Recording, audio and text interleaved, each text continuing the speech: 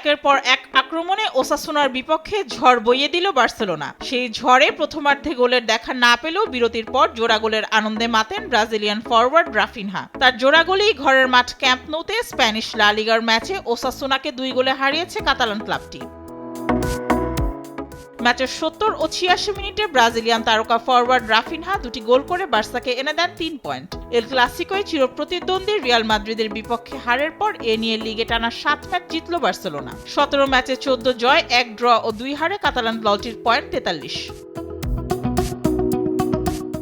এদিকে 8 ম্যাচ পর English premier লিগে ব্রাইটনের বিপক্ষে ফিরলেন লিভারপুলের মিশরীয় তারকা ফুটবলার মোহাম্মদ সালাহ। ব্রাইটনের বিপক্ষে ম্যাচের 26 মিনিটে জো গোমেজ চোটে মাঠ ছাড়লে কোচ আর্নে স্লট বাধ্য হন সালাহকে নামাতে। তবে প্রত্যাবর্তনের ম্যাচেই লিভারপুলের জয় রাখলেন বড় অবদান। যদিও গোল পাননি সালাহ, তবে করেছেন অ্যাসিস্ট। উগো একিটিকের জোড়া গোলে ব্রাইটনকে হারিয়েছে লিভারপুল। 188 গোল ও 89 অ্যাসিস্ট করা সালাহ ভাঙলেন এক ক্লাবের হয়ে সবচেয়ে বেশি গোলে অবদান করার record.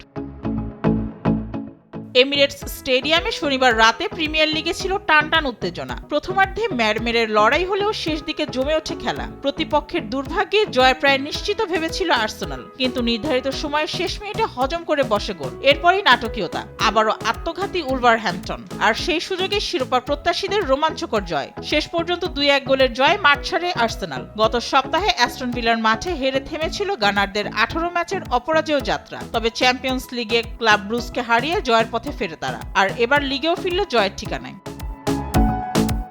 Mehjabin Hossain, sports desk, দেশ টিভি।